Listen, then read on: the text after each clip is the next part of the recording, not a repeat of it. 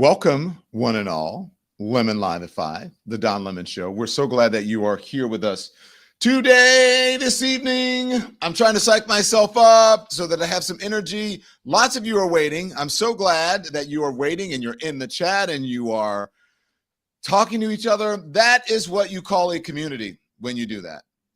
That is what you call a community when you do that. I love that you guys are there and you're engaging and that you want to know what's going on and you have ideas and thoughts and opinions, because that's what we're all about everyone being able to get involved. Okay. I have a lot to tell you about. And, people can only bullshit you for so long. Okay. They can only bullshit you for so long. And by the way, make sure you hit the thumbs up. Make sure you hit the like, as I say every single time, because it's true. It affects the algorithm and more people get to witness and become aware of our great channel here and all of the things that go along with being a part of the Lemonation. If you want to be a Lemonhead, you want others to be a Lemonhead, make sure you hit it. Nappy Chow, here we go. I know. We hear the music. Here we go. Hi from Ontario, Canada. Glad that you are here. It is lunacy, says Karen Bennett. It is. And it's lunacy, and he's playing with your money. A couple stories to tell you about, okay? And we have a great guest who you're going to love. I believe the kind of person that whatever his political background stripes, whether he's Democrat, Republican, or independent, it's the kind of person that they need in politics right now. And some of these old folks who are supposed to be keeping our democracy intact could probably take a lesson from him. He's going to join us in a second. I'll introduce you. Okay? So, welcome, my friends, to the Don Lemon Show. So are we in a trade war or are we not in a trade war? Hi, Baton Rouge. Good to see you on. Hi, Tampa. Are we in a trade war or are we not in a trade war? Are we? Because it's like whiplash. Every day we're like, what is happening? We go to the brink of disaster and then pulls back and then crazy. It's nuts. How could an earnest question like that possibly be good for the stock market? If we don't know, and the people who are covering this like me, if we don't know we're in a trade war, then hey, then what? This afternoon, it's just about an hour ago. Okay, let me tell you guys. So just about an hour ago, President Donald Trump declared on social media that he would allow both Mexico and Canada to avoid tariffs on most exports to the United States for 1 month. Where are we? What is going on here? For 1 month. Now, are we in a trade war or are we not in a trade war? For 1 month, saying that he would exempt products that are traded under the rules of the U.S.-Mexico-Canada agreement. The trade pact he signed the first term. That is a big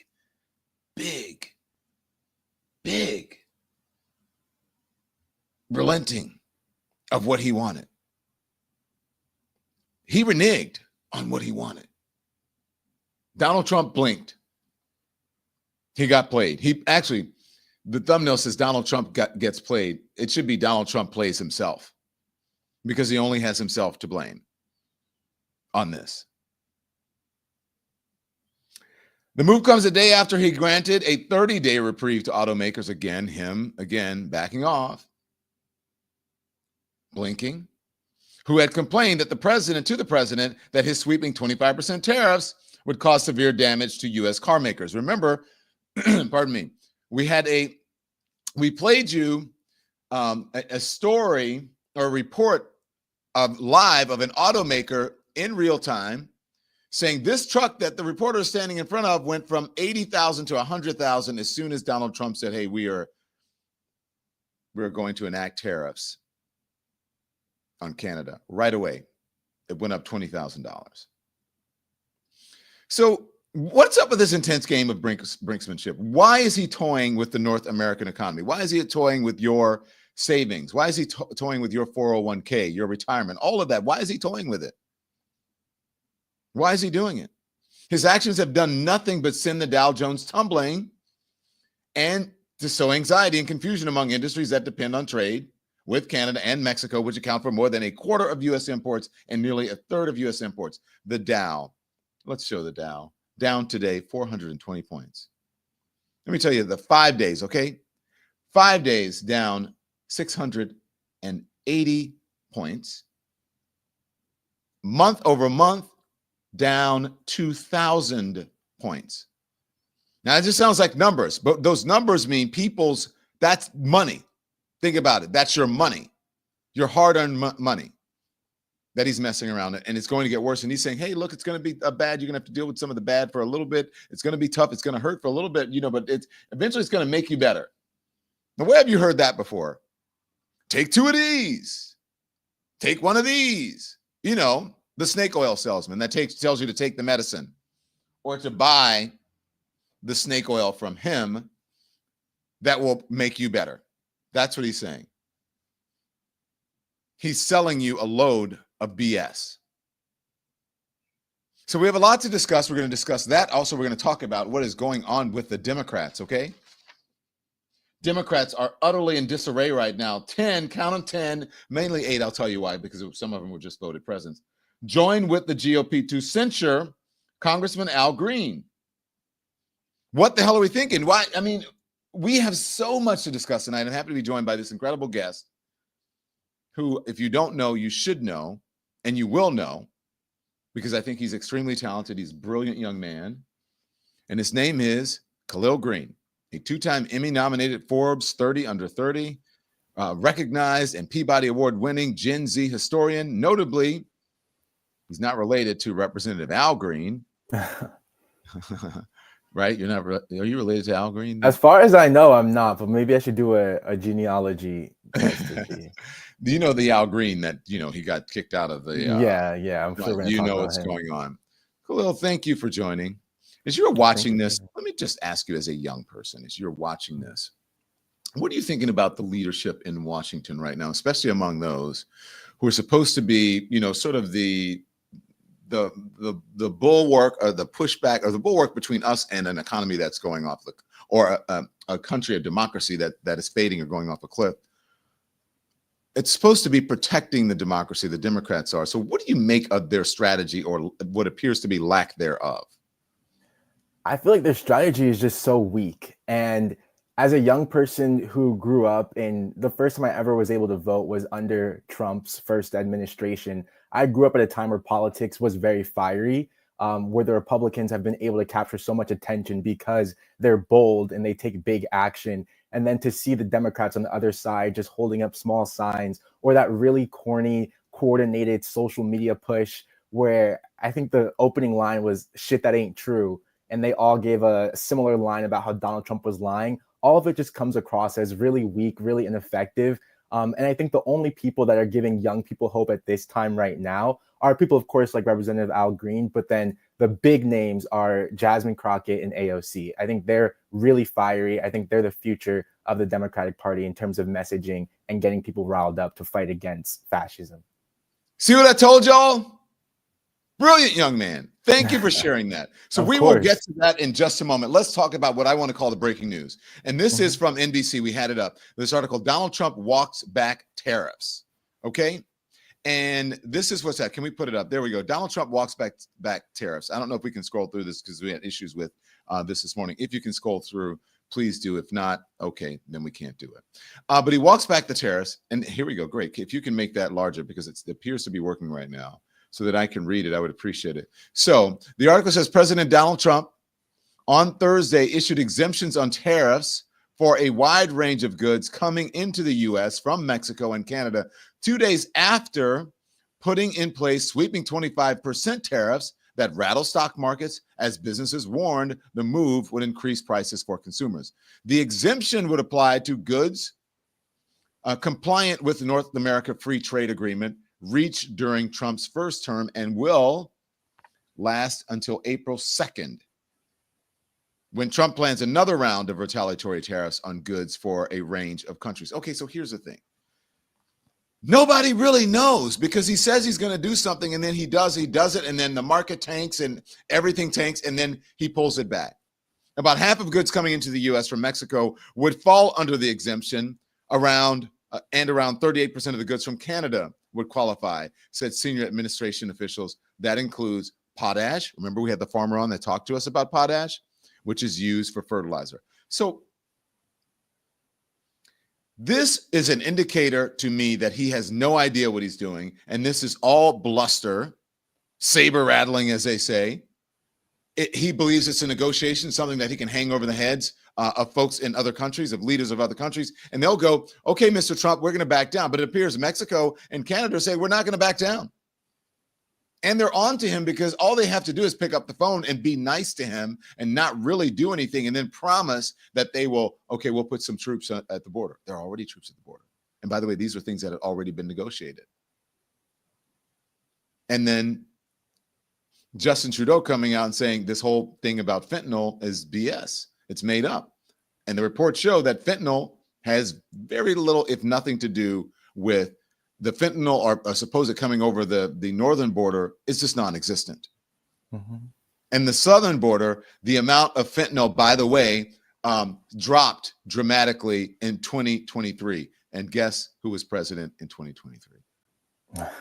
Yeah, it just seems like Trump is trying to bulldoze his way through policies. And he promised his voters a lot during the campaign trail. One of the biggest things they campaigned on was, of course, the issue of transgender athletes. And there are some, of course, immigration issues wrapped up in there. And beyond the executive orders that he was able to sign really early on as the executive in power in America, his further policies are just very confused. And I think the strategy, it really ran dry very fast. So now it just seems like they're trying to throw shit at the wall to make something happen. And these tariffs are a big play. They gain the media attention, but they haven't really benefited anyone. Anyone who doesn't know what a tariff is, their only reaction they're getting from these policies is the negative side of it. They're hearing world leaders say that it's not going to help anyone. They're hearing people like I believe the congressman from Kentucky, or the senator from Kentucky, saying that his own constituents, the farmers, the automobile workers, are being hurt by this. So now he's realizing that his bulldozing strategy is not working anymore, and the jig is up, really. Yeah, it's Senator Rand Paul, and I'm glad you mentioned that. So let's go to Senator Rand Paul, since Kahlil Greene mentioned it. Very astute, very smart young man. This is what Rand Paul is a Republican. Remember Rand Paul put that thing out saying, I doubted you, Donald Trump. I don't know if you guys remember that recently. I doubted you, and now I'm wholeheartedly, I back you. And I'm paraphrasing here. I'm sorry for whatever, but it's, basically just kissing Donald Trump's butt. But here's Rand Paul saying, my folks don't want it. Make sure we get it from the beginning, Andy. I want to capture all of it. Here it is. To me and say they want tariffs. I have yet to have a business from Kentucky come to me and say they want tariffs. Bourbon industry thinks it'll be hard. Retaliatory tariffs will hurt them. Farmers think retaliatory tariffs will hurt them. Automobile industry thinks steel, aluminum tariffs will hurt them. Home builders think home prices will be higher with lumber, retaliatory tariffs on lumber from Canada. Steel tariffs, we get a lot of steel from Canada as well. Average price of cars going up $9,000, $10,000. You see immediately there was a retreat on cars because the stock market was going, oh my God, this is going to devastate the car industry. We have transporters, UPS, DHL in my state. All the people who are involved with business in my state, not one of them has come to me and said, please put tariffs on, it will help us. Almost every industry in Kentucky has come to me and said, it will hurt our industry and push up prices of homes, cars. And so I'm going to continue to argue against tariffs. I hope they'll not go in place, and I hope they won't cause a recession. But already they're talking about exemptions because even the people for them acknowledge that there are real problems with tariffs.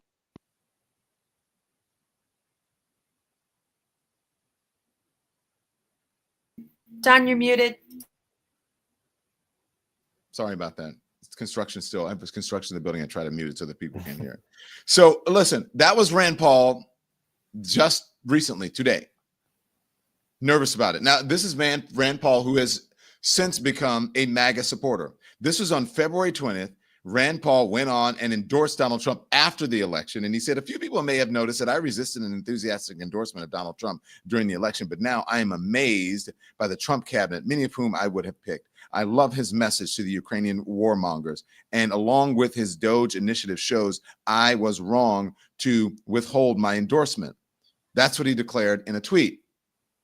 And now, Don, yeah. Don, do you remember what day that was? That was February 20th. That was after, right? Was that the that was the day that Trump put out the king tweets. Yeah, he declared Trump himself as a king. Yeah. And so now Rand Paul is like, Rand Paul, do you want to take that endorsement back, or just do you? I don't know. I don't know. I think they're pretty loyal to Trump. Every time there is pushback from the Republican Party, it does seem like kind of weak pushback. So I can't see them breaking off entirely, but at the end of the day, their constituents are yelling that these things are hurting them. So there's only so much they can do to stay silent and let Trump just keep doing what he's doing. Well, the constituents around the country, Kahlil, I don't know if you've seen all of those town hall meetings where the Republicans in deep red states are pushing back against their lawmakers because they're saying, hey, what are you doing? Why are you giving so much power to Elon Musk? Why are you firing people and getting rid of programs that serve us? And so they're pretty loyal to him. I wonder how long that will last when you're affecting people's pocketbooks, perhaps their health care or insurance or services that they need for veterans, et cetera, especially farmers. How long will that last? How long can you vote against your own interest and be loyal to someone if he is taking money out of your pocket? I don't think for very long, to your point.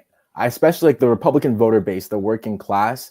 They're going to realize that the cultural issues that the Republicans were campaigning on don't mean anything for them, especially when you have certain things like tariffs actually hurting their pockets. So we're going to see a rift over time between the actual like working class voter base of the Republican Party and the leadership of the Republican Party. And I think that's only going to grow. The question is whether or not the Democrats will be able to capture that frustration to get more voters on their side.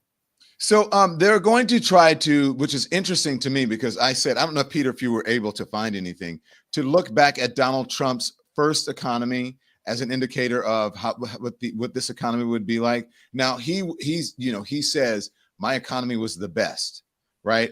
It was the best as before COVID, not necessarily. So they were losing manufacturing jobs. And also he was riding a wave from what? From Barack Obama's economy that was all positive, months and months and months of growth. And so as soon as he came in, even before, he said, well, the economy is so great because the markets and the folks know that I'm coming into office. And so that's why, this is mine. And it's like, okay, so, but that doesn't apply somehow now. Now he wants to not take credit for the bad things. So here we go. Let's see. This is the information that I have from my trusty producer, Peter. Read this. Okay. Did Donald Trump create or inherit a strong economy? Here we go. U.S. economy in its 11th year of expansion with exceptionally low unemployment and robust creation. There are signs that the economy may be weakening due to the trade war and other factors, but so far it has proven resilient. When is this from, Peter? Because I don't have time to just read it now. Tell me what it says if you've looked at it and analyzed it. 1 second. I know this was during Trump's first term. Did Trump create or inherit a strong economy? Yes, it's saying by the end of Obama's administration, the economy had experienced 76 consecutive months of job growth. Since Trump became president, the streak has been extended to 111 consecutive months. So that was coasting off of Barack Obama's economy. Anyway, so I don't have time to read all of it. But why won't he take credit now for the bad stuff when he wanted to take credit for the good stuff? I think we understand why he doesn't want to do that and why he's blaming the bad stuff on Joe Biden, Kahlil. I mean, it's a strategy, right? Like he's not one to demonstrate the most integrity, especially when it comes to messaging. So if something's not on message and on brand and helpful, then I can't imagine he'd ever claim it. Larry Kudlow over on the Fox Business News, again, blaming the economy, but also understanding and realizing that things don't look so good right now. Watch this. Andy's got to find it's probably in the back of things. From this morning, Andy. Very smart people are telling me that the jobs number that's coming out, the February jobs number that's coming out Friday, could be flat, even negative, Brookie. The GDP now tracker from the Atlanta Fed is showing, I mean, for the first quarter, a -2.5 or -2.8%. And we've had lousy numbers on things like housing and business investment. My generic point here with respect to affordability and the economy is we're going to have to suffer through some bad news. This has nothing to do with Trump. Trump's program's not in yet. And I got people on the left who are blaming Trump. How can you blame Trump when he wasn't president, when these seeds were planted? Well, you couldn't be more right about that, because we've only been here 30 plus days. You can't turn an entire economy around in 30 days. You can't bring the cost of goods down in 30 days. And, you know, it isn't just what. So the night before last, they were all like, hey, this is what we've done. Look how great our economy is. These are the things that, and this, it was basically, they were just glazing each other and, you know, patting themselves on the back. And so he was all about the economy and everything that he created, not mentioning any of this, what they mentioned here, and then blaming some of it on Joe Biden. So it does not make sense. We've been here and look at all the accomplishments that, and then all of a sudden, well, no, this is Joe Biden's economy. This is economist Richard Wolff, who will explain to us what is going on. And so you cannot say that I inherited a great economy and then now the economy's in the shitter, but it's the person's fault who was in front of me. It was my predecessor. That is weird. Here's economist Richard Wolff explaining what's going on since the 1930s. The 1930s is a comparison of where we are now. Here it is. Before the collapse of the 1930s, we had the same redistribution. It blew up, and then in the 1930s, there was the reverse, the redistribution down.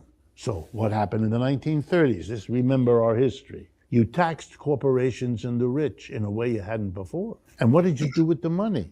You created the Social Security system, which gives to everybody who reaches age 65 a pension.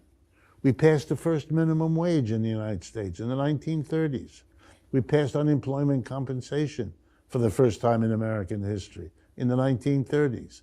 And the big one, I haven't even mentioned, the federal government hired 15 million people who were unemployed and now had a job. That was a radical redistribution of wealth and income down to offset the explosion when it went too far up. You know where we are now? Too far up. There you go. You should listen to history. It makes sense. Where are you when you're out there, Kahlil? You're talking to people. How do they feel about all these changes, all of this Doge stuff, everything that is happening in Washington, D.C., all of these people being laid off from their jobs, and the influence of people who are non-elected officials being in charge of this? Yeah, I mean, I don't want to say I'm in an echo chamber, but everyone pretty much has the same reaction. They're shocked and they're appalled. One of my family members is actually an employee of the federal government. So he got the emails that came from Elon Musk saying that you have to submit 5 things you did in the past week, or else it's going to be taken as a letter of resignation. And I hear the story of how, like, his boss and fellow coworkers, they were all calling each other and they were trying to get work done, but they had to spend so much time dealing with this really irrelevant thing that did not need to happen. And it's quite frustrating to be on the inside of that and also on the outside watching it all happen, watching it all go down. There's scandal after scandal, whether it be the racist employee who said normalize Indian hate and said that he was racist before it was cool. There's all of the mishaps like firing people who were working on nuclear power or nuclear engineering and then trying to rehire them back. So it just seems like a complete mess. It's really laughable on the outside, but at the same time, it makes you cry as well as laugh, because this is the government. This is real stuff that affects people's real lives, and I don't think they're taking it seriously, and it sucks. Yeah.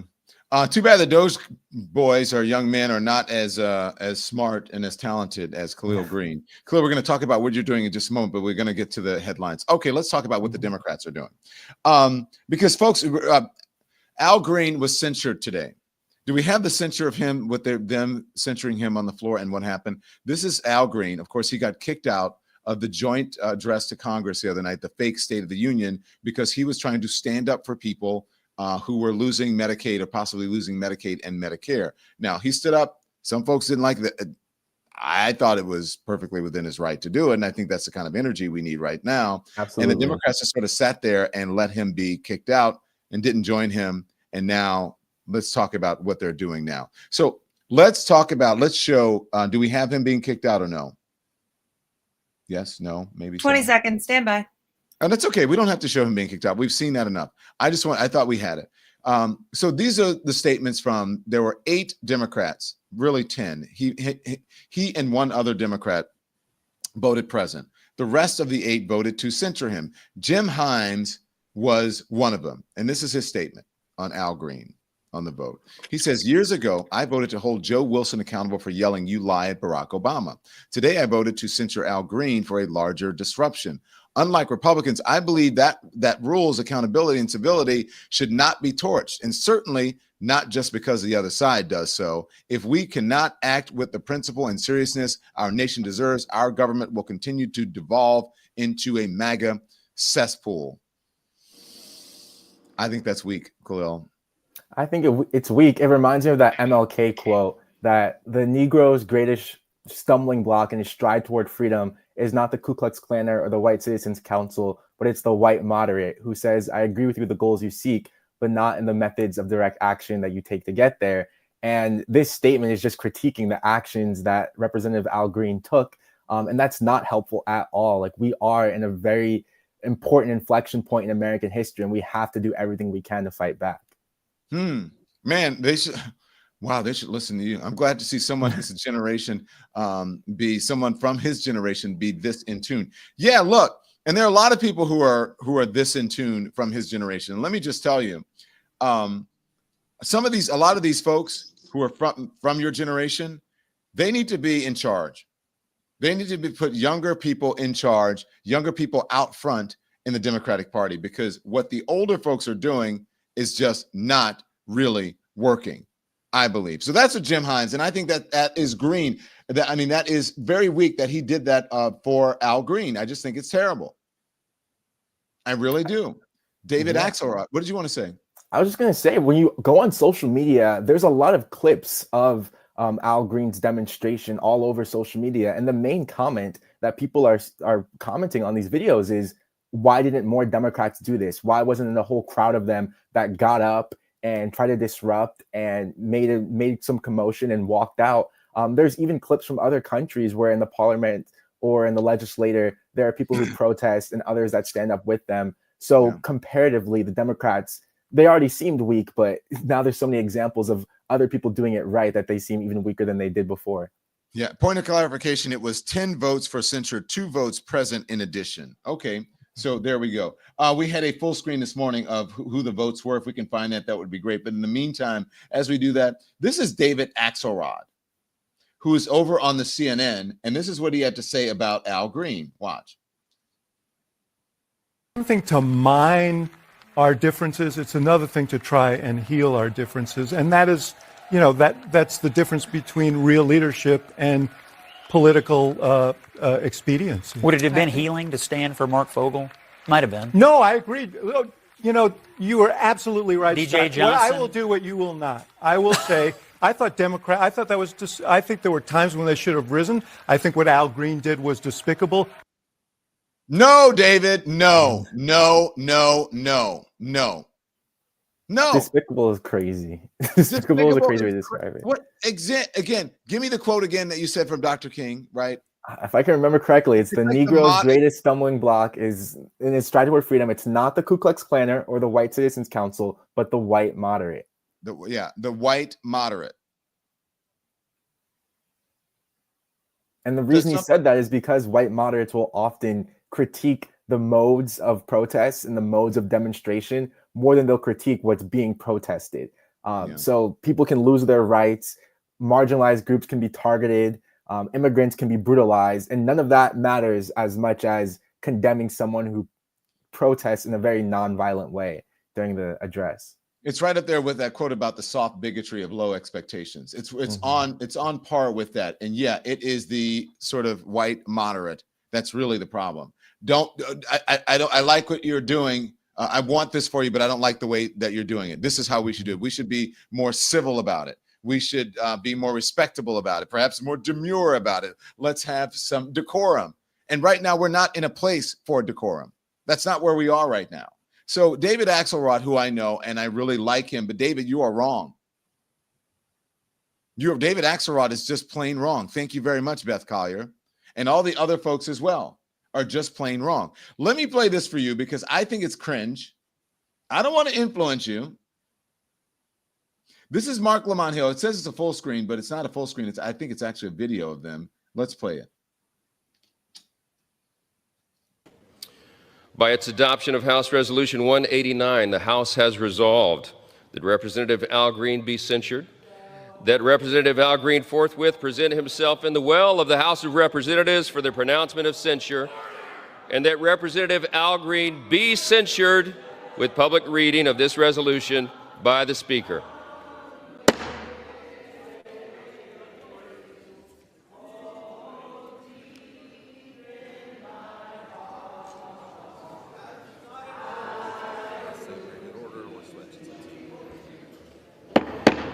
The House had come to order. The House had come to order.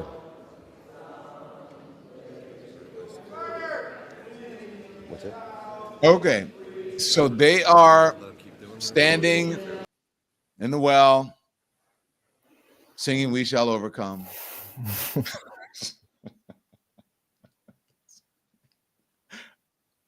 Should the older people just get out of the way and let you tell? You're a young person. You tell me. I think their heart is in the right place. They needed to do a demonstration, a collective action to show that they were against the censure. But this is just not the way to do it in 2025. It would have been the way to do it in maybe 1970s or maybe 1960s. But I think with the media landscape and the way that people gain information, we live in a meme culture where people like jokes. We live in a culture of roasts where people like people getting like what's the Jasmine Crockett quote from last year that went viral? The bad built Beach Bond, bad built, butch body. Body. Exactly. Like that's the way that you poke at people and that you cause a reaction. We need more one-liners. We need things that will get people riled up because they seem cool and they're biting critiques. I think this singing, it just doesn't work in today's landscape with today's audience. But that also shows you the mentality of the folks who are there. That also shows you why they have certain people who are in leadership positions who should not be in those leadership positions. It shows you that Democrats are too nice, says Shares Counts. Let's go to the comments. They're too nice. Too nice and too naive. I think naive is probably even a better word. How so? Tell me about that. Because I think being nice it means that they're not willing to stoop as low as Trump from some moral values. But I think naive adds in the layer that they just don't know what they're doing. Like they think that it's the better way to go. They think it's an effective strategy and they think that it'll work with their audience. And I think that there's a bit of a cluelessness there that needs to be captured because they're not just trying to be nice for nice sake. They're trying to be nice as a strategy in politics, but even that won't work. It's a clueless approach. Mm-hmm. We need real language, not this fake political act, says Kyoko. We need more young Democrat warriors. Where the young people at, says Christine Pruitt. Right, young people like shorts. Okay, what does being defiant do? What does being defiant do? What do you think, Sharon? What does being defiant do? Sharon Moten is asking. What do you think, Kahlil? I think, well, number one, I think it energizes your base. Right now, there are so many people who want the Democrats to stand up, and they feel very scared. They feel very defeated. And one way to get everyone energized, to call the representatives, to get out to vote, to organize, to protest, is to see people that we look up to see our representatives doing just that. And when we see them caving in and not fighting back, it makes it feel like there's no hope for us, because if these are the people that we elected and they can't embody the fight that we want them to fight, then what power do we have as regular citizens? So we need people like Al Green to motivate all of us and to let us know that there is willpower to push back against what Trump is doing. I think that's the importance of standing up against this. What people in Congress are young people? Who do you look up to? When it comes to young people, I mean, the youngest and the first Gen Z congressman, Maxwell Frost, he often does a good job of critiquing of using social media to give a biting response to anything that the Republicans do that we disagree with. He didn't go to the level of Representative Al Green, I'm sure, because as a young person, you can't always take those risks. But he often is someone who I can look up to. I always said AOC and Representative Crockett are doing a great job at utilizing social media, at utilizing being authentic to push back against what's happening. So those are the top three for me. Why do you think the Democratic leadership are so resistant to some of the people you mentioned, especially AOC? Because I think there's a mini civil war within the Democratic Party of whether or not they should lean more towards being moderate, centrist, having decorum, and trying to earn a lot of Trump's base just by presenting themselves as the more normal option. And then there's, of course, like the more progressive, the more fiery side. And I think the older people, they've seen over and over perhaps like this moderate centrist approach work.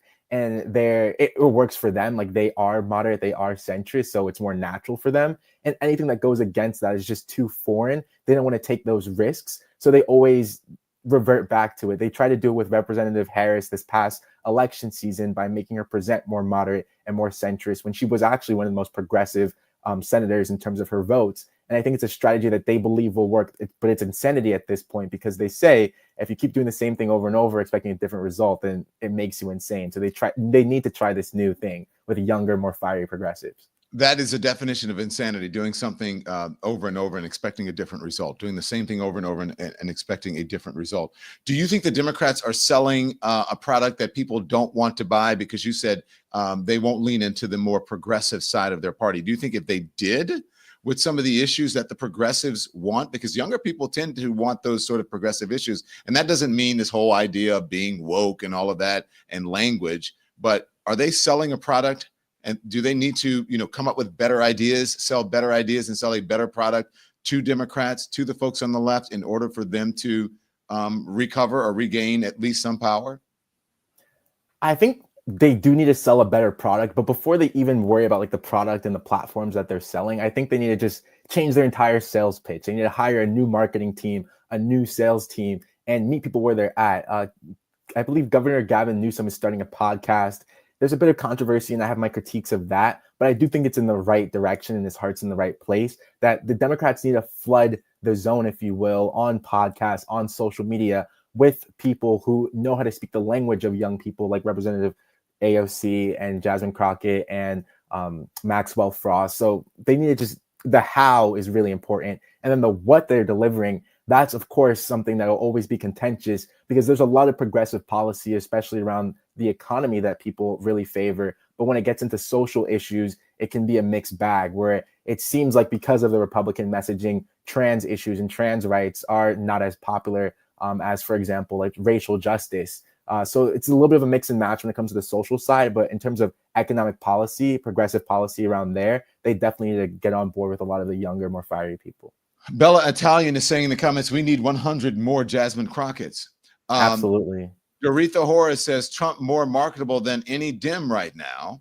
Dems better get it together and fast. React now, says Debbie Alger. Resistance is futile. Moi, says Breadcrumb, I would imagine is a Trump supporter. Angela Nance Mack says yes.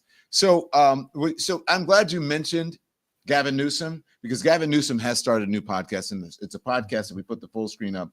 He says that he's doing this podcast because he wants to be able to speak to people he disagrees with, okay? He wants to be able to speak to people he disagrees with. That's, again, it's from Politico. Politico says, article, Gavin Newsom chats with Charlie Kirk. Here's the video, some video of Gavin Newsom, and I'm very interested in what you have to say about it because you think it's in the right direction, but you said you have your criticisms. Here's Gavin Newsom speaking with Charlie Kirk. And remember, Charlie Kirk is a far right-wing influencer, racist, sexist, all of the things. And I think we had something this morning about him speaking out on diversity, equity, and inclusion, if we can find that. But first, let's listen to him with California Governor Gavin Newsom. Watch. Making a damn dent. Thank you. I'm kidding. But I appreciate that. I mean, it's the reason you're here, because I think people need to understand your success, your influence, what you've been up to, and the fact that you're on these college campus tours. And to your point, man, you just open up. I mean, you're like, ask me anything. Anything.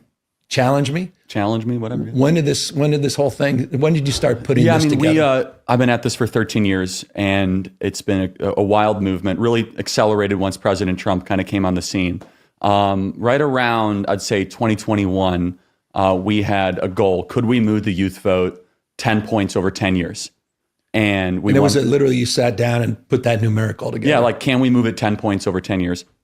Ish, approximate. Yeah. Because our whole hypothesis was, and we did this alongside President Trump and his great team, was that this demographic is disproportionately to the Democrat side. We believe Democrats were taking them for granted. We think that your side had no message whatsoever and an ideological monopoly. We saw some of the fault lines there. And to President Trump's credit, he also harmonized with the strategy by going on podcasting and using TikTok. But yeah, I mean, we did it in 4 years, not 10, large in part thanks to you guys. One of the things we saw in the last couple of years that the Democrats completely ignored, and your side was basically... Go on a little bit. I want to hear a little bit. Let's hear a little bit. It's all right. Happening was the crisis that young people were experiencing. Right. That, I mean, it's the first time in America's history that a 30-year-old is going to have it worse off than their parents. Right. It's a breakdown of the social compact. That's right. They are the most alcohol addicted, most drug addicted, most suicidal, most depressed, most medicated generation in history. Right. And the message that was largely being fed to a lot of young people was lower your expectations. You're not going to have the same American dream that your parents would have. Mm-hmm. And we saw this as an opportunity, especially with young men. And again, this got ridiculed a lot by the press. That, they're creating this manosphere. He is saying he's talking about, he sounds very rational there, but let me just show you the real Charlie Kirk, the one that causes the most damage and the kind of things that he's telling people. He sounds good in this interview, but this is him speaking on diversity, equity, and inclusion about a hypothetical or something that's not even real. Here he is on his podcast. Why I think this United story and the DEI story hits so hard, because we've all been in the back of a plane when the turbulence hits, or when you're flying through a storm and you're like, I'm so glad I saw the guy with the right stuff and the square jaw get into the cockpit before we took off, and I feel better now thinking about that. You want to go thought crime? Like, I'm sorry, if I see a black pilot, I'm going to be like, boy, I hope he's qualified.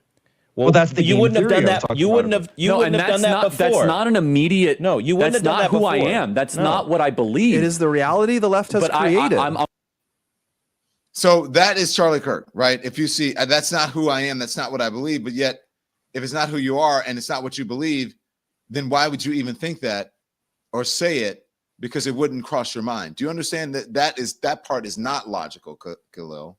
Yeah, I lost a lot of respect for Gavin Newsom when I saw that he had Charlie Kirk as his first guest. And the reason I said that I'll let you read this quote or this tweet. And then I can get into the way Charlie Kirk has Gavin Newsom sprinting to the right in this interview is something to behold. Transports, crime, immigration. Newsom ceded ground on almost every hot topic, and Charlie didn't move an inch. Fascinating. It was so embarrassing for Gavin Newsom. It was cringy to watch. It was terrible to watch, especially because Gavin Newsom, just by way of being the governor of California, represents a lot of progressive ideals, and like is a face of the progressive movement, whether or not people who are progressive, who are left-leaning, believe him to be that. But the reason I say there was a good in it, and that I do think Democrats should be having podcasts, where it went completely off the rails, was choosing Charlie Kirk as the guest, as I believe the first guest for this podcast. I think it was absolutely insane. I think there's not a single person who was a Charlie Kirk fan that's going to be more progressive or more leaning towards Democrats after that podcast. But there are a lot of people who were followers or supporters of Gavin Newsom or the Democratic Party that will now lean towards Charlie Kirk.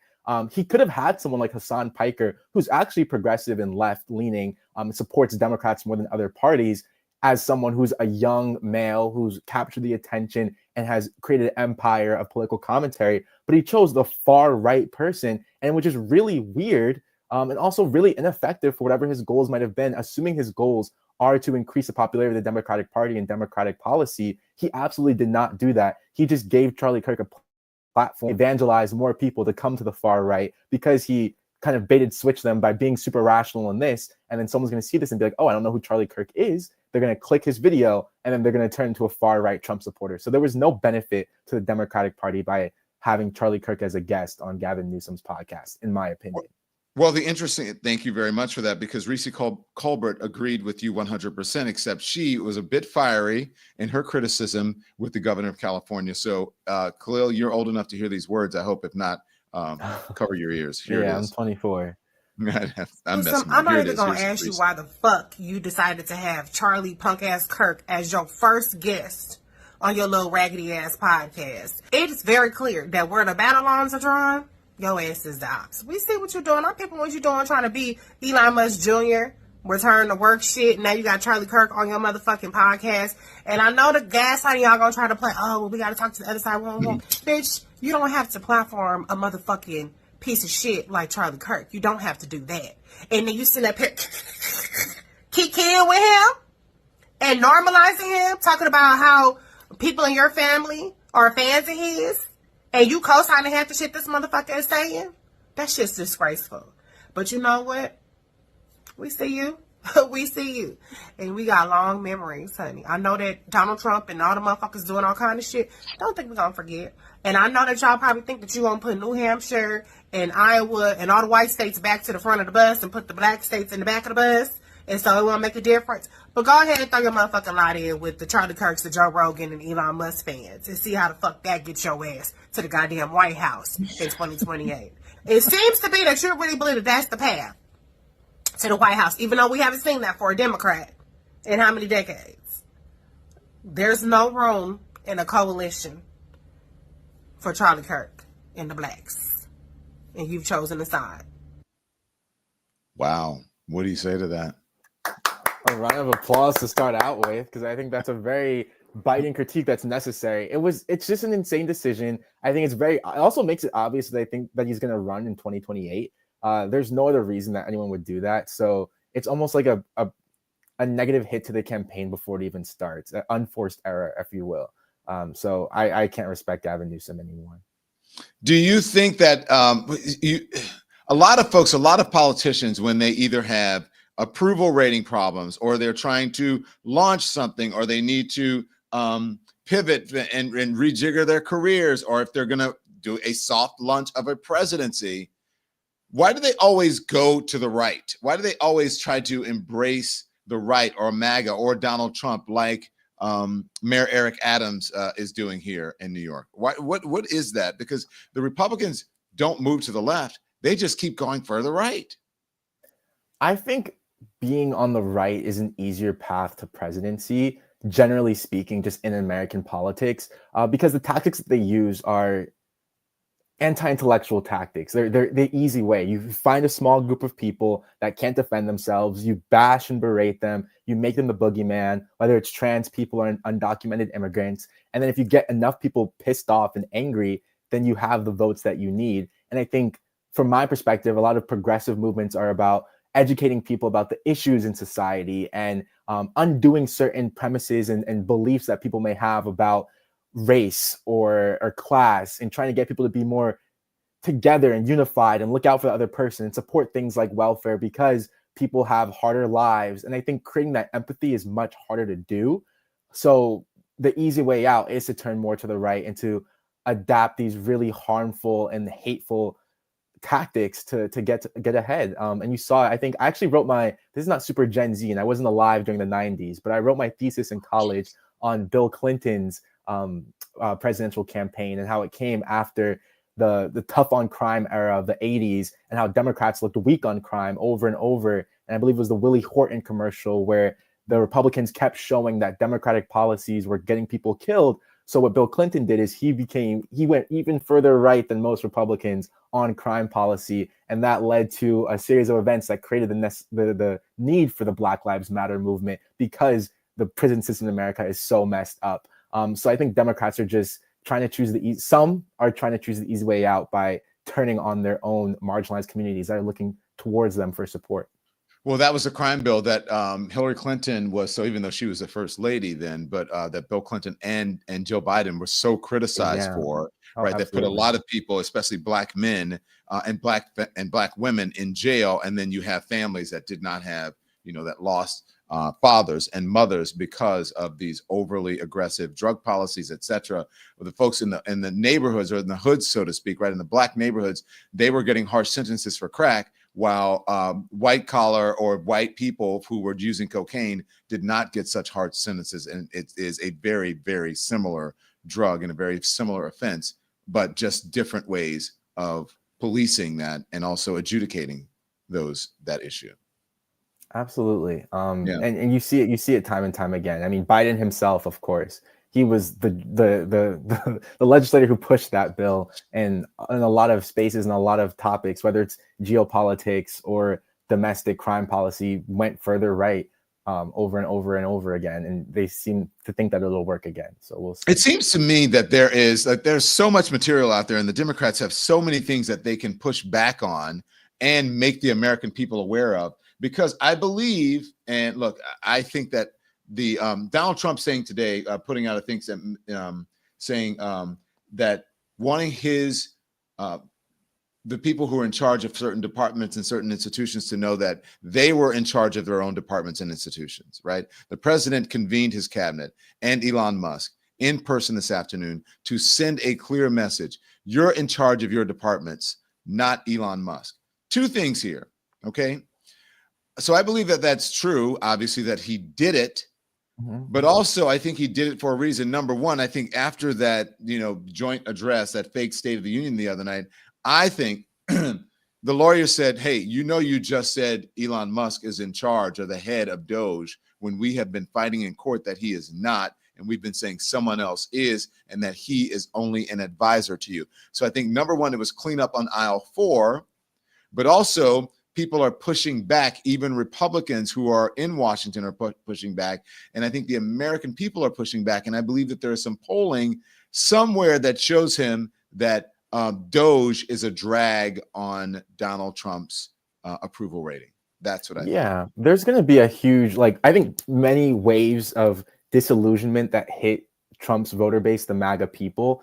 He's come in as a messiah figure. People have put so much faith into him. And that can happen when you have the gift of gab, when you're able to build a cult of personality, and that it works super well during the campaign trail. But when it comes to governance, when all the things you say are empty, people are going to start to realize over time, and you're starting to see him trying to clean up by making those statements or by repealing the tariffs over and over again. But over time, people are just going to see that a lot of the things, just like the first term when he said he was going to build a wall and that never happened, a lot of the things that Trump promises will never come to be. Okay, so Kahlil, let's talk about some of the things that you're doing. Okay, and I'm going to put it up because I love your work, and I contacted you. And before we've been for a while. What has it been? A couple of years I've been saying we need to work together. We need to do something. We need to do a project together. Many years, yeah. Yeah. So hopefully we can do a project together. But I just want to show you some of the work, because from this incredible young man. Do you want to tell us what you're working on now? You want us to put some of the videos up, and then first, why don't we put some of it up and you can tell us what this is about? Here's some of Kahlil's work. Know that the U.S. Border Patrol was created in 1924 under pressure from white supremacist groups and sourced some of its earliest membership from the KKK. U.S. Customs and Border Protection has an ugly history of human rights abuses dating back to its founding. Everything from destroying property and legal documents up to medical neglect and excessive force. And as we're all familiar with, anti-black and brown racism has long affected who they've targeted and by what means. But these issues don't just lie in history or at the border, and if you're a U.S. citizen, you can be affected too. The Black Alliance for Just Immigration and the American Immigration Council spent nearly 3 years collecting and combing through thousands of documents detailing the overreach of the CBP. And one of the significant things about the findings is that the racist actions of the CBP affect all black and brown people regardless of their immigration status or country of birth. They highlighted how during the 2020 protests, an executive order from President Trump temporarily expanded a federal law that allows the Department of Homeland Security to assist in the protection of buildings, grounds, and property that are owned, occupied, or secured by the federal government. Which means Trump effectively expanded the CBP reach from this to this. Wow. And the CBP wasn't just surveilling crowds. They were making arrests and using military-grade equipment despite having no experience managing protests. And even though many politicians suggest that the CBP is severely underfunded, it's literally one of the largest law enforcement agencies in the entire world with 60,000 employees and nearly $20 billion in annual funding. Today, the CBP continues to expand with an additional $1.5 billion budgeted for the agency in 2025. And for an organization that's seemingly so strained on resources, they somehow found the time and money to carry out anti-democratic suppression. And you should know this and be aware of your right to object to this happening in the future. This is only one of Kahlil's. I mean, he's so, you teach me, young brother. So check out his stuff. What's your handle? And what is that? Was that TikTok or Instagram? Yeah, so my TikTok and Instagram are just both my name. And then I also have a newsletter. It's called History Can't Hide. So if you go to historycan'thide.com, you'll see some of my longer form essays. And to give a quick breakdown of what I do, so I go by the Gen Z historian on social media, and I make small video essays that try to connect larger swaths of American history to the present day, to help people gain a broader perspective on the most pressing issues that are facing us. So that video is about the Custom and Border Patrol and how they have used the executive orders from Trump to overextend their authority and attack even American citizens, even though that's not their mandate. I have over 400 videos talking about the history of the anti-woke movement in DEI, a lot about the border and how America stole so many states from Mexico and then criminalized Mexicans going back to their homelands. So all my work is centered around expanding people's understanding of American history and attacking some of those fundamental beliefs that we all have, but that are just quite frankly untrue. Don't you have one on the history of policing as well in the country, correct? Yeah, I have a few. I like to break down these larger topics into like smaller chunks. I have one on gun control and gun rights. The history of policing, of course, goes back to slave patrols, especially in the South, in the region of the South. And those ended up forming a lot of the self-policing governments in different towns. So there's so much American history that's been excavated, and there's so much that hasn't. And I just try to keep finding new information that'll help people feel like they're getting some insights from my work. Before we play more of your work, I want you to tell people, if you can, the importance of supporting independent media, subscribing and becoming a member, especially since we're both out here in these digital and social streets. What do you say to the audience? Oh, that's my favorite topic. So thank you for asking. Legacy media is a sham. I know you were on it for a long time, but I'm sure you feel the same way. Look, go for it. This is, you say what you want, young man. Yeah, legacy media has so many different stakeholders, and they really neuter any individual's ability to critique the system. There's always people you have to placate. There's always topics you have to go over that you might not want to, or topics that you do want to go over that are being suppressed. So at the end of the day, for me especially, I'm someone that is known as a TikTok refugee. So we're the people that after January 19th and the TikTok ban happened, we realized that we have to support ourselves. We have to get on platforms like Substack, which is my newsletter platform, where people can directly contribute to us. And your direct contributions allow me to make these history lessons, talk about the topics that I care about, even at the risk of losing job opportunities. Nowadays, with Trump's executive orders, there are so many companies that used to book me for a Black History Month presentation that will not call me. There are companies that would have me present about my work, not even related to anything quote unquote woke, that will just not use me just at this point because of the color of my skin. So we really need people to support us as independent media, because the rest of the world and all the institutions in it are at the whims of our president, and our president does not like the information that we're sharing getting out to the masses. You better preach, young man, because as I know, when we're out here, especially to advertisers and sponsors, just the color of our skin can make us brand unsafe, right? Yeah. When there are folks who are on the other side, who are quite frankly larger culture white, who get sponsorships and advertising, when they're doing almost the exact same thing as we're doing, but for some reason it is not palatable when people do it of a different hue. Do you find that? Am I wrong? Yeah, no, absolutely. The streets are saying there's a new slur out there, and that slur is DEI hire. We saw it used against the mayor of Baltimore when the Francis Scott Key Bridge in a freak accident collapsed because the ship hit it.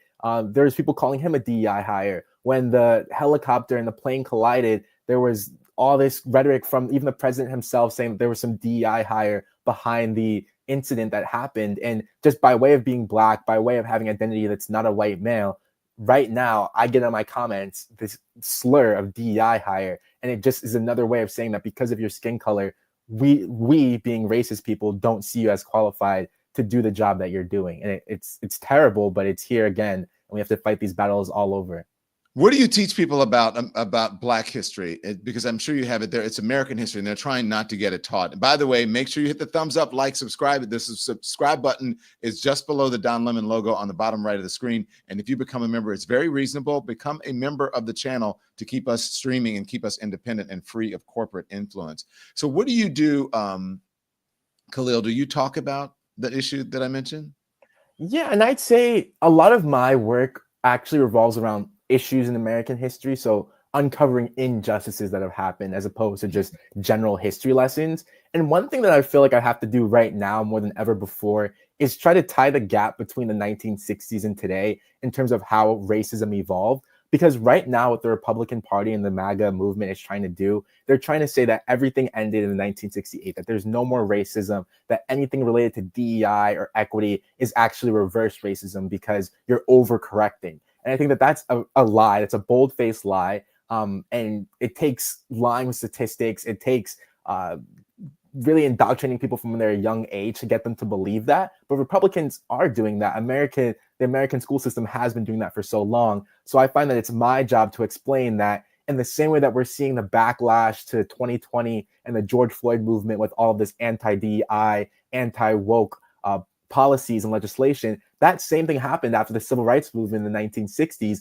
that in the 70s, there was a huge conservative movement that created the war on crime, the war on drugs. And all of this did was criminalize Black communities. And then later on, they cut social funding and social services. So they ended up in this largely the same spot. There's more segregation today than there was even back then in some communities. So I'm trying to bridge that gap between the 1960s until today to let people know that racism is alive and well, and all these Republican claims about reverse racism are absolute nonsense. Yeah, well, reverse racism would mean that there is no racism. It would be the absence of racism because it's just racism against a different person, right? You can call it anti-white racism or anti-Black racism or anti-whatever racism, but there's no reverse racism means equality.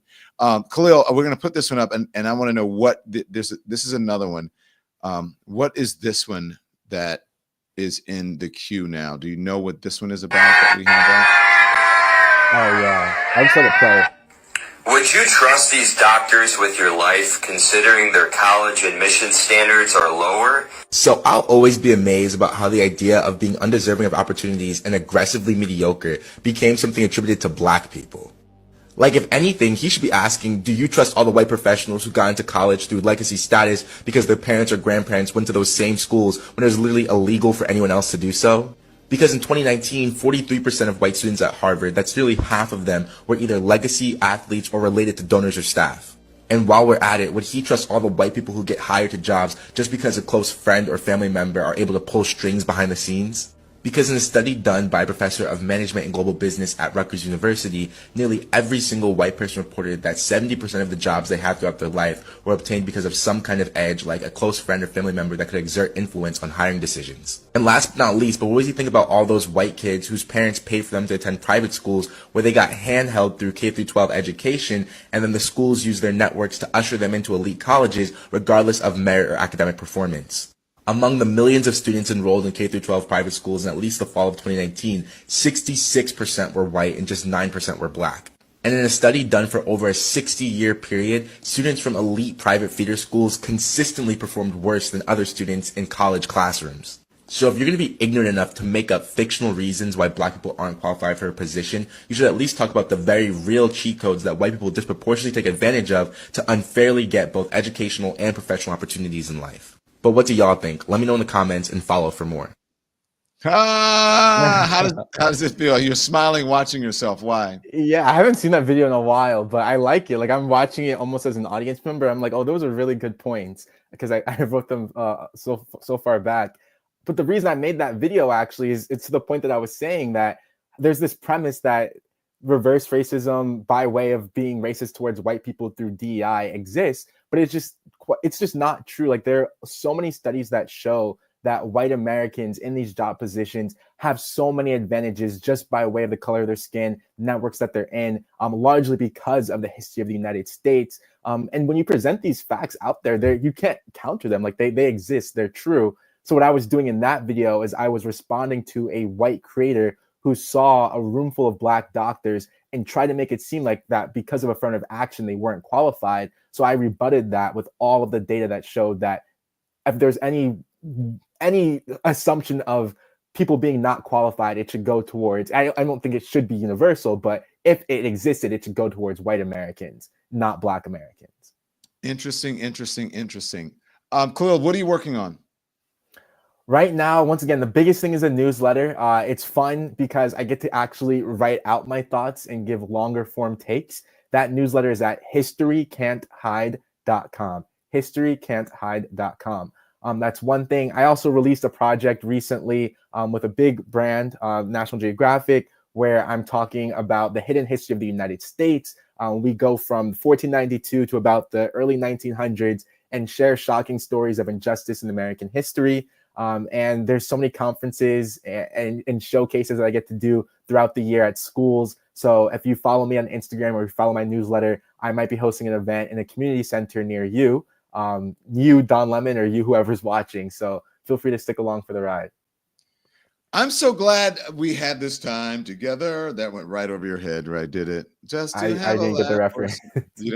Oh my gosh, sorry. you're so young. That's a Carol Burnett show. But I'm so glad we finally got together and finally got to do something. We had done another project together before, something about the Oscars and about movies and Hollywood, and also influencers and people who are writing the history right now and what we're doing. And so, Kahlil, thank you. Anything else you want to say before I kick you out of here? I would just say, read, people, read. The only way to combat the ignorance of the Republican Party and of the MAGA movement right now is to be educated. And that's something that I try to promote. I'm the Gen Z historian, not just because I'm a Gen Zer, but because I make my content for young people so that they're interested in learning. So try to inspire an interest in academics and learning with the young people around you as well. Kahlil, are you going to do one on Matawan and Pinkertons? That's what James. I'll do it now. I'll put it in my list because I got the request. So thank you, James, and stay tuned for that. Stay tuned. Thank you, Kahlil. You be well. Thank you. Okay, we appreciate it. That's Kahlil Greene, everyone. Amazing. Isn't he an amazing young man? Okay, so listen, everyone, thank you so much. Look, I know it's kind of an interesting news day. I know that you guys are probably exhausted with all the news that's happening right now, especially with that crazy ass State of the Union, which was just an award show for the greatest hits of Donald Trump, or what he wants to happen in the future that has not happened yet, that he wants to will into existence. But I will tell you that you do have to support us, please. I'm not saying you have to, but it is important that you do support us. And so if you can, membership, make sure you get a membership, make sure you subscribe. It's really important to us. It's really important for us to stay on. Our memberships are extremely, extremely reasonable. I think they're cheaper than, I should say less expensive than most of the folks out there, because I wanted to keep them that way, because I want as many people to be able to get the information from us unfiltered. You heard what Kahlil had to say about corporate media and about legacy media, that he said it was a joke. And he goes, Don, I know you were in there, but I got to tell you, it's a joke and whatever. And look, young man, go ahead and say it. At some of the sound bites that we have been playing, you see what happens, how they normalize it. Oh, this person is as much as I like David Axelrod, I don't think Al Green is a disgrace. And I don't think that some, Republicans sitting on the set should be pushing people to do that, or some MAGA person should be pushing people to do that. The folks want Democrats to fight back right now, and they don't see them fighting back, and they want their media to fight back as well. And the media is not fighting back. So support us. So thank you so much. Let me give some thanks to some of the folks who are out there. Thank you, Sandy, for becoming a new member. Becoming a member of Elimination. We appreciate you. Thank you, K Street, for becoming a new member, a member of Elimination. Thank you, Barbara Farquhar.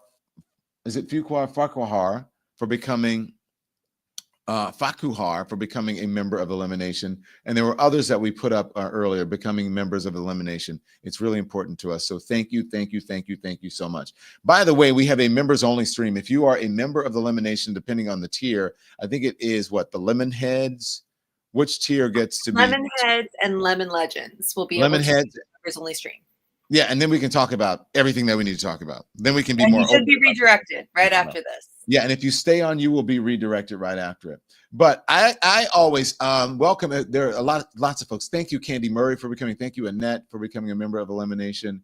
Annette, Candy Murray, BCFB. Thank you so much. Thank you, Sandy. All of you guys. Wow, appreciate it. And as I said, K Street and others who are becoming members. Here's the thing. I try to leave you with something at least funny or promising every single time that we do the stream. And so, you know, people feel a certain kind of way about police officers, yada, yada, yada, but not all police officers. Obviously, most of them I don't think are bad. And just because we critique them and criticize them and we want them to improve, want them to improve, it doesn't mean that we are against or anti-police. So this is something that I want to show you, and it's real. This man, and thank you, T, for becoming a member of Elimination. This young man, this young police officer, just couldn't fight it. He was having so much fun, and if you can find this, you should go into the comments because he just couldn't hold it back. So watch this. I want you to see it, and then I'll be back. Watch this.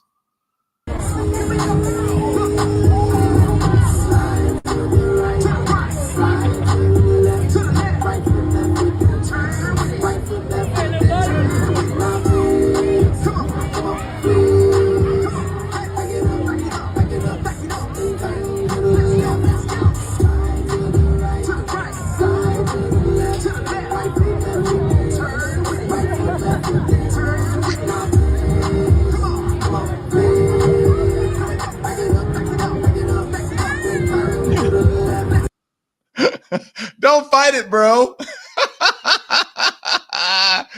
I think that a police officer should be able to have fun. So that's people in the comments are saying he is definitely invited to the cookout, or he's been to the cookout, or they're saying he's dating someone with some seasoning. So yeah, there you go. Props. Thank you so much for saying it. I appreciate your generous support of independent media. Thank you so much. Thank you. Thank you. Thank you. Okay. So you will be redirected if you are a Lemon Nation, right? Lemon Head. A lemon head. Lemon heads and lemon legends. Lemon heads and lemon legends. You will get to go on the private chat. So thank you so much. Just stay on. It should redirect you. And if it doesn't, sometimes that happens. Look it up on the thing and for the private stream. Okay. So I love you guys. Thank you for helping me to build this community. And as you know, as I say, welcome Nun. Welcome to the Elimination. As I say, welcome Nina Moreno. Every single time when I log off, turn the TV off. Thanks everyone for watching. Your support means the world to us. So make sure you hit the like button and you subscribe to our channel to make sure that you never ever miss a video. We're live every day, 10 a.m. Eastern time. We drop even more content at 2 p.m. Eastern and 5 p.m. Eastern. And if you want more Don Lemon Show content, we'd love for you to become a member of the Lemon community, where you will receive access to special community posts. You'll get exclusive content and members-only live shows. So head over to our channel page or click the join button on this video. Again, thank you for watching. We appreciate your love and your support, and we will see you next time.